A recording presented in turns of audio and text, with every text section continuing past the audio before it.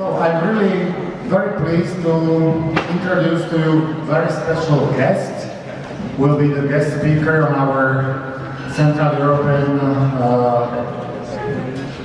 Central European Forum. I'd love to introduce Mr. Schlinkom. Welcome to Bratislava. Bernhard Schlinkom is first time in Slovakia. So, no? Second time, okay. First time in Bratislava? No? Second time in Bratislava, okay. But first time here in our school, definitely. Mr. Schlinkom is constitutional judge. He is the writer. And some of you, maybe many of us, were able to watch this movie Reader. It was based on a novel of Mr. Schlinkom. Unfortunately, Kate Winslet was not able to come today, but we can survive it even without her. And we have no real structure of this debate. We would love to talk with you and Mr. Schlinkom about roads to decent society, what's going on in the world, what's going on in Central Europe, in Germany, even in the United States.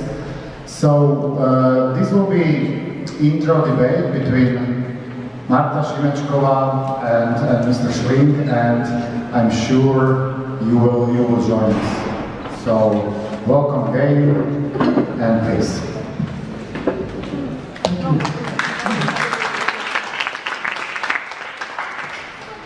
So thank you very much for coming. My name is Marta. We don't have much time. We have here a very special person. We've been fighting for many years to get him to Bratislava, which then really happened 2 years ago. It's not a usual thing. It's quite a good. It was quite a big thing, and it still is quite a big thing. And as your principal told you, there is a very special thing about an author like Bernhard Schlinkom, who has in his work two separate, or not separate, but two different identities that are totally interconnected, but because he's a great author, a great name of the German literature. It's not just a reader, it's also, of course, many other books. But the reader was lucky that he had the film. And he's also a professor of constitutional law and also a constitutional judge. So that what he is, what would be probably interesting for us in these days and months, in the last year especially in Slovakia, we're going through a very interesting special process, like a big civic movement, which has no particular form yet, but which is supposed to stand for decent society. And we don't have still the time to really think about how to create something like it. It's still just something that we don't know, that we don't have at the moment, that what happens right now is something different. And this is what I would like to encourage you to take advantage of, that we have Bernhard Schlinkom here right now. And what are the guarantees? What is a spine of what is a framework also? What are the things that we have never may lose if we want to have a change to a decent society? These would be my questions. Then the floor will be yours. Thank you for the question. Being a lawyer and being a constitutional lawyer, I think a decent society starts with no corruption in the police, the judiciary, the administration. I think a decent society requires parliament with at least one party, maybe even in the opposition, that has political integrity, meaning that is not bought by some economic interest. And to create a decent society, I think we have to engage for that. We have to become, you have to become, teachers and lawyers and go into the judiciary and the administration. And it's important, it's even crucial, if you go to law school, that you don't go to law school to get into some international corporate law firm to make tons of money, but you decide to become a prosecutor or a judge or join the police. And I think it's crucial that you join the political party that you think is not corrupt and has some moral and political integrity. We have seen over the last years so many movements, beginning with the Arab Spring. I don't know whether you remember. Tons of people went out on the streets, and nothing has come out of it. The political movement that was most successful in the last decades was the civil rights movement in the United States, and it was highly organized. So political movements are wonderful, and demonstrations are wonderful, and going out on the street is wonderful and important, but crucial is that these movements find some form that lasts. Form as a party, become a party, or go into the parties that exist. So a crucial, decent society builds on citizens engaging in society, citizens engaging politically, and also taking up professions that for their generation and for the next generation grant that integrity, decency is being upheld. Yeah. If someone wants to jump in, can just raise his hand, and if that is not the case here, is it okay to sound? Is it okay? I will give you this mic, and then this mic will be forced to. Oh, it's okay. Beautiful young man will just get. What we're facing is that we have just election, and the winner of this election are independent candidates, which implicates the situation political party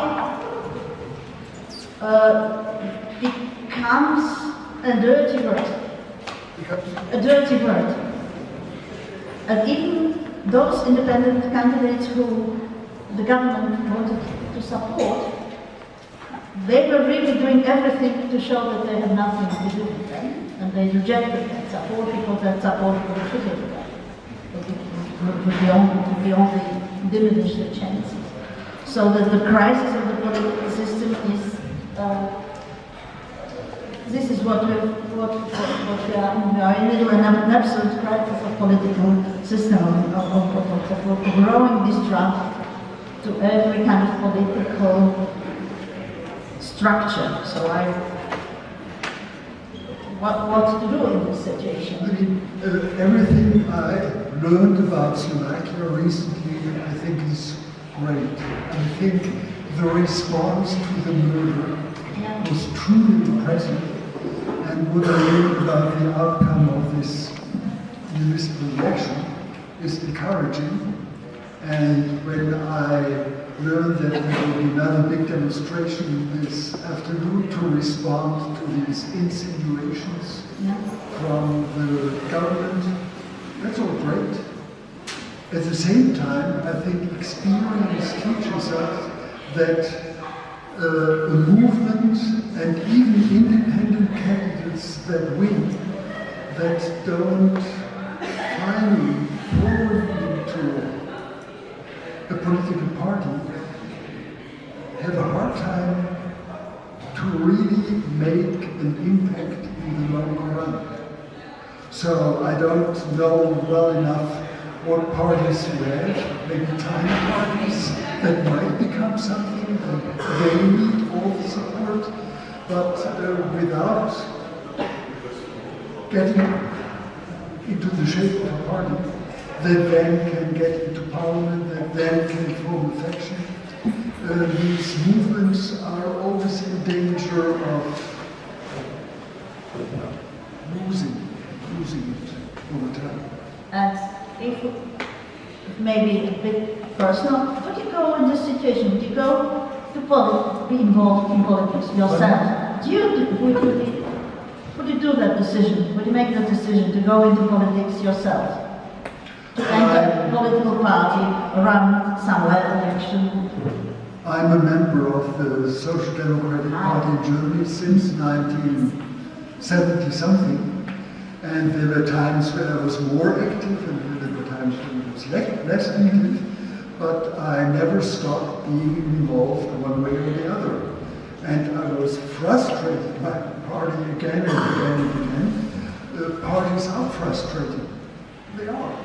And they are boring. But it doesn't help. It doesn't help. As your delegates, it doesn't sound very cool. No, but you have to do it anyway. And change won't last if it's just a movement on the streets and on the squares, and if it's independent candidates here and there.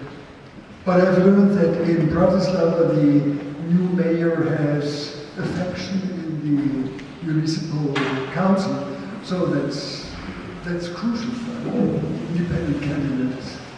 Of him or herself has an awfully tough time. And what we started to talk about 2 years ago, as you gave the talk in a Astorga theater, to me it's a fascinating question that you were there at the birth of the new German constitution, that you were also working on it. And don't you think that it's also time also for us and for young people in countries like ours to think more about the very base of democracy, that we're not talking about the institution at all, and not realizing the connection of their everyday lives with this base of democracy. But certainly at the school. Sorry? Certainly at school. Yeah. You certainly talk about the Constitution. You know about your Constitution, I suppose. Or? Yes, I know. Hey, come on, you have classes where you learn about your political system and your Constitution and the separation of powers and all of that. Or? Yeah. Okay. Good. Because just some weeks ago we were all of a sudden confronted with a very similar, that almost ran the danger that we would have a similar situation as in Poland, where the ruling parties tried to have all the seats in the constitutional court by their people. It somehow escaped that danger, we don't know how. No one even realized that it's going to come. And so we were on the edge of Poland, almost, just by chance, and there was a chaos that was not approved. And but can you please, we cannot imagine what does that mean. Can you please explain a little bit, even I think we adults are not really aware what that would change. What is this fight for? You know, what that would change if the ruling party would manage, like in Poland, to have their people in the decisive majority in the Constitutional Court? Well, the conflict is a conflict about the essence of law. What is law? Is law just the prey of the political winner who can use it in whatever way he wants to, or is law something in and of itself that stands in and of itself, that grants us rights, whether we are politically standing here or there, that protects us even if we are against the government, against the political system? Or is it something that is just being used by the government and by the political system? And the Constitutional Court, but not just the Constitutional Court, all courts have the task to protect citizens no matter where they lean politically, whether they are conformist or non-conformist, whether they rebel or whether they appease, no matter where they are, what they think, what they want, they are to be protected by the law. And that's something that the political winner again and again tries to take away. And if the political winner has some fascist leaning or some nationalist leaning, then in particular they want to take it away. So it's really a fight about the integrity of law, and it's about each and everybody's freedom and independence. So I'm glad that I learned that the government failed in its attempt to take over the Constitutional Court, and the president obviously stood up against them and protected the Constitutional Court. It was a bit different. Yes, can you please explain? That's what arrived in. Yeah, it would be logical, that explanation would be logical. But, you know, we're not in, still, it looks like a little bit, but we're not Germany, and it was, the reality is much more bizarre. And it was just because obviously some of the deputies were not really decided who offered more, so to say, and so then they came from their voices, the fascist party. So no one really understood what's behind it. It was not a normal, it was not something that would be happening on our eyes. It was very, we don't know why, we don't know what happened. So it probably will happen again, or they will try again. The attempt will certainly go on. Maybe before I'll give you a chance to debate with Mr. Schlink, just to give him some questions or your position. What do you think about politics at all, or politics in Slovakia? I would love to ask you, how is it in Germany with so-called anti-systemic movements? Because in Slovakia, in comparison to Germany, we didn't reflect fascism very much. You know, our president during the World War II was Catholic priest who sent 70,000 people into Auschwitz. And because he was Catholic priest, we don't speak about it too much. So it was not reflected. And now, because as Marta said, politics is perceived as a dirty thing, so people, they are very skeptical towards politics. I don't think that too many people want to be politicians here. Maybe I'm wrong, but I don't think so. They don't want to be dirty from politics. And my question is, how is it with these anti-systemic powers in Germany? Are they influential? What do you think about this? What is in the air? Because these anti-systemic movements are in the air almost everywhere. So what do you think about it? You mean anti-Semitism? Or? No, anti-systemic powers. Maybe AfD, don't you? Yeah. Well, the AfD, the right-wing party in Germany, they again and again accuse the system the cartel parties. And they're using a language that was used in the Weimar Republic to put down the coalition of social democrats at the center and the liberals as something that is far above the people and doesn't care and doesn't know. So it's a rhetoric that's being used again. And it has a certain resonance. That's why we have between 9 and 14% in the elections. And I hope this will change again. I think the Christian Democrats are moving to the right. And once the Christian Democrats move to the right, many of those who out of kind of right-wing protest voted for AfD will go back to the Christian Democrats.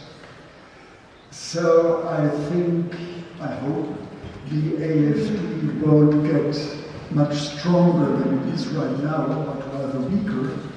But who knows? It also depends what's going to happen.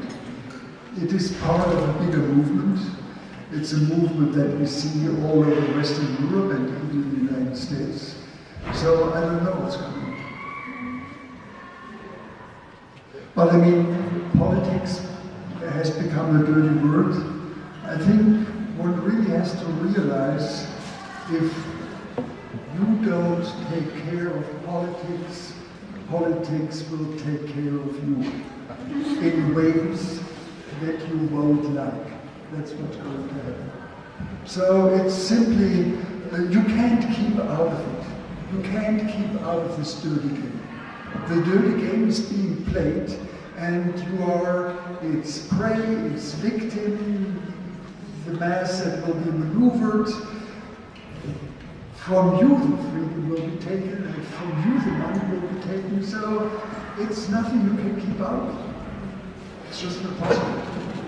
Thank you. So, your questions. Would you like to be politicians? Maybe we have only one. I would like to ask, so as we already mentioned, it's often taken as an offense to call someone a politician. A bit slow, yes. Okay, sure. So as we already talked about, it's almost an offense to call someone a politician, especially in Slovakia, because they're associated with unreliability and basically they have no credibility whatsoever. And but on the other hand, as we also talked about, we have all these movements that try to distance themselves from politics, and they say that they want to make a change, but without being associated with politicians. But the thing is, it's in my opinion at least, it's kind of inevitable. As soon as you start being engaged in the system and re-establish the credibility of politicians, or so in other words, if someone decides to be a politician with, let's say, good intentions, how can he regain the credibility in the eyes of the people, of his voters, of the nation? Thank you. I don't know enough about the small parties in Slovakia. There must be one or two small parties that keep some promise. And I think what one can do is only enter them. And from my experience, don't join a party all by yourself. Do it 2 or 3 or 4 or 5 together. That reduces much of the frustration that you will encounter in a political party. But once you are 2 or 3 or 4 or 5, you can begin to change things. And it's very slow. It's very slow. So I remember I started in the 70s in the Volksverein, the local group, Neuenheim, part of Heidelberg, and we wrote the most wonderful resolutions and sent them up to the party leaders to no avail whatsoever. So it's a slow process, but you have to take over the local party organization. And then you can get to the next level. So, yeah, it's work. It's work, but I really don't see the alternative. Okay, thank you very much. Other questions or opinions? Would you like to ask something? Yes, Hanka.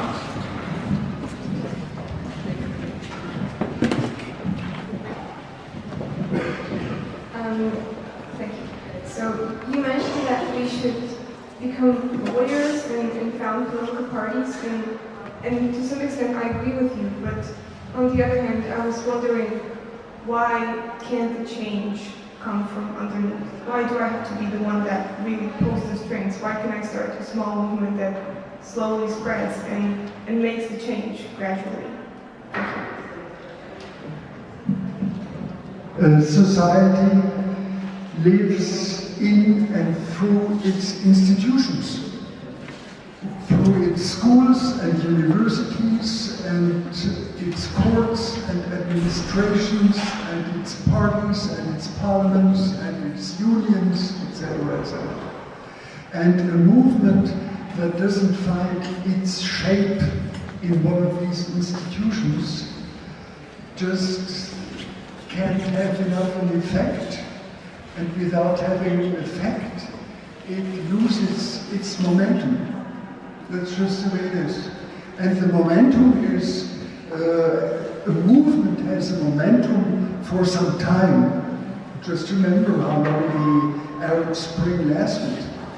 And then the forces that are settled in these institutions turn out to be stronger.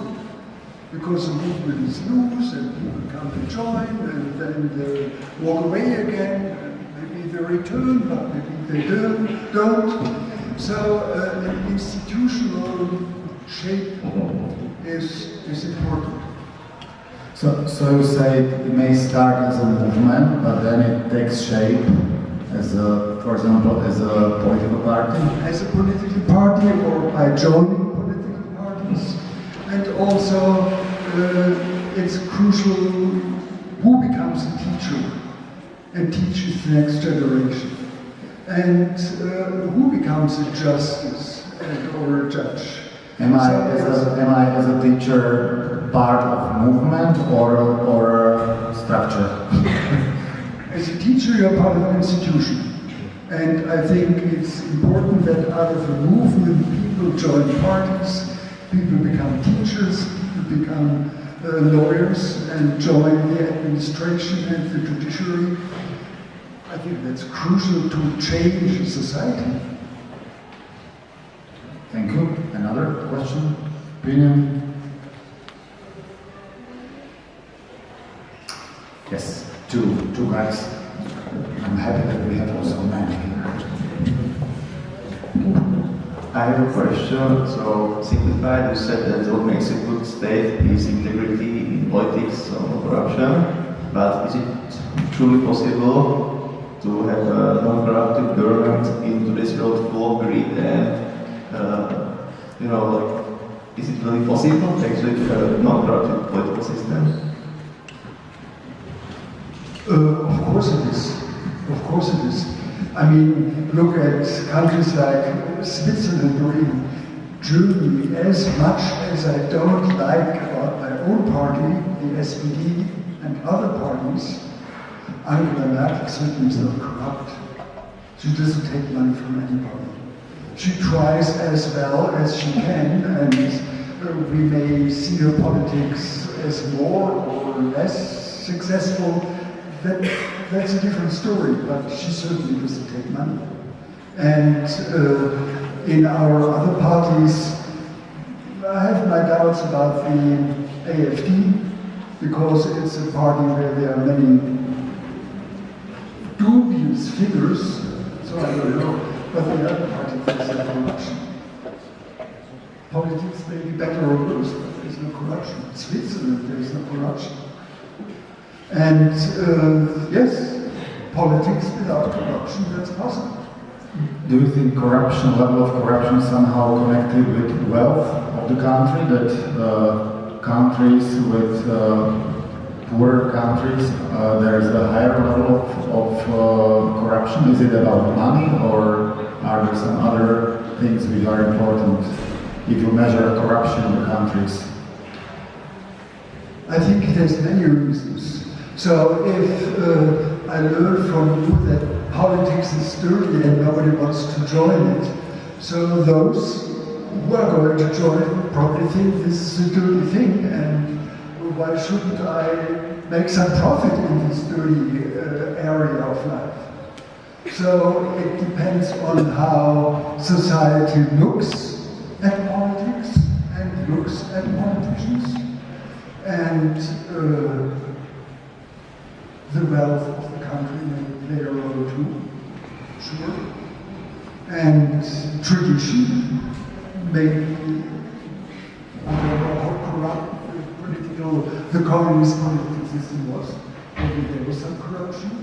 By the way, as a theologian, I have to confess with certain shame that it looks like religion doesn't play a role very much in contempt. Religion doesn't play a role in corruption very much. You have religious countries in Europe with high level of corruption, and Martin.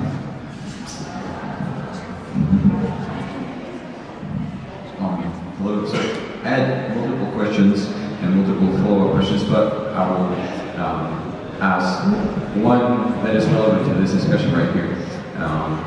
What do you think are the inevitable steps to take, or crucial steps to take, when we are trying to get rid of corruption in, let's say, our country, or let's say any country that has prolonged lived in the where the culture of corruption has lived for a long time, and it's somehow rooted in our identities almost. That this, because everybody, all of us are somehow part of Slovak culture, and if corruption is part of Slovak culture, and if we're sort of predisposed or like made in way or used to corruption in our everyday lives, so whenever we can, we take, we just steal or something, where is it that it's coming from that we just cease to be corruptive or corrupted? So, because somehow we are all morally corrupted. And I don't know about Switzerland, maybe it's because there has been no communism, there has been this culture of no corruption for a long time. But for us, democracy is a pretty new thing and a new system. So what to do in order not to be corrupted? Thank you. I only know two answers.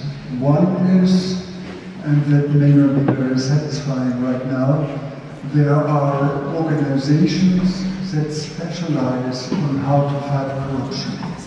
And they, I know one from the German division, they're very smart and they figured out many things, where to begin on the bottom and on the top and how. And so there are things that can be done if administration knows corruption is our problem and what can we do about it. If the administration doesn't see it as a problem that it wants to deal with, then they can't help. But if there is an administration or a judiciary, police force or whatever that knows it's a problem, want to do something about it, there's much help. Advice, smart advice that can be done. And the other answer is it's up to you. I mean, you are the next generation. You will shape the face of Slovakia in the next 10, 20 years. And do you decide we don't want to play this game anymore? Or do you not decide that? Depends, because it works. It will work, yes. Yes. I have a just wanted to say depends because many of them already decided to leave Slovakia for higher education, and hopefully some of them will come back. But Martin, you have another question? Well, I have sort of a reply. Though, yeah, It still is kind of a question, because Hanka asked that whether the change does not come from below, I mean from inside the system. And so if we are inside the system, isn't this where it's coming from? Isn't this where the change really needs to happen in our everyday lives and through the processes? Maybe it's done by certain institutions like schools and members of these institutions like teachers and parents and our the education they give us and what they teach us. But I see this as not change happening from outside in or from the institutions that are on the highest places, like political parties. But I see this as change from inside. And today, or let's say tomorrow, we officially celebrate the anniversary of our Velvet Revolution that happened here not that long ago. And it was also an example for me of people changing the system from inside. It was not done from outside. It was not done by anybody coming here and changing the system, or anybody getting in the higher parties and then changing the society from above. You understand what I'm saying? Does it make sense what I'm saying? Well, I think yes, but it still needs institutions. You have to get into the institutions to change the institutions. And what I meant to say in the first half of my response to your question, once an institution realizes corruption is our problem, then one can get advice how to deal with it. But of course, it's not the outside that makes it. The institution has to make it itself. The same, one can get good advice how to do it. Next question, maybe I don't have your mic. Hello, I just have one question, and it is about fighting. Because what I feel like is that this whole protesting and trying to change things is some kind of fight of good and evil, and I'm really afraid of the politicians because you see, for me, they are still just like people, and they are presented with all the bad things they did. But still, I think that the problem with these fights is the creation of an image of the people that they are fighting against. Because, of course, the people do terrible things, and once they give them power, their character can really somehow show. But wouldn't maybe a better solution to this problem be some kind of monitoring from the outside source, like, as you said, the organizations, or maybe create some more complex system of control over the whole rule of the country? Because once again, it's not only the people in the politics; they have teams of people underneath them, which means that if some group of people like beneath the great politicians do something bad,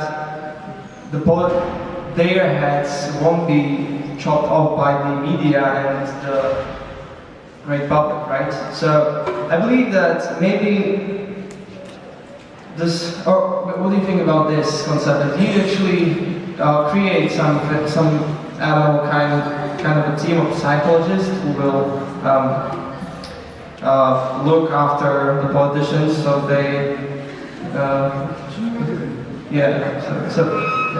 Hopefully they are not corrupt. Well, I agree with him. It can't happen from the outside.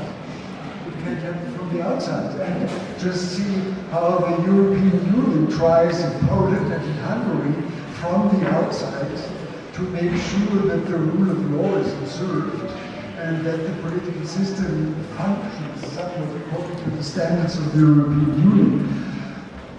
The impact is rather small.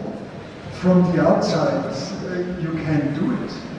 And even the wonderful team of psychologists, psychotherapists, and psychoanalysts, if the patient doesn't want to lie down on the couch, the psychoanalyst can do anything.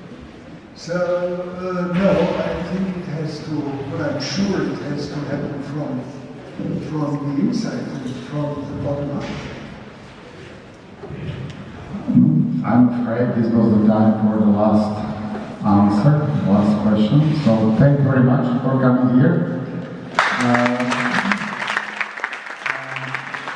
I don't know how much time we have, but let's for some personal questions for the last few minutes.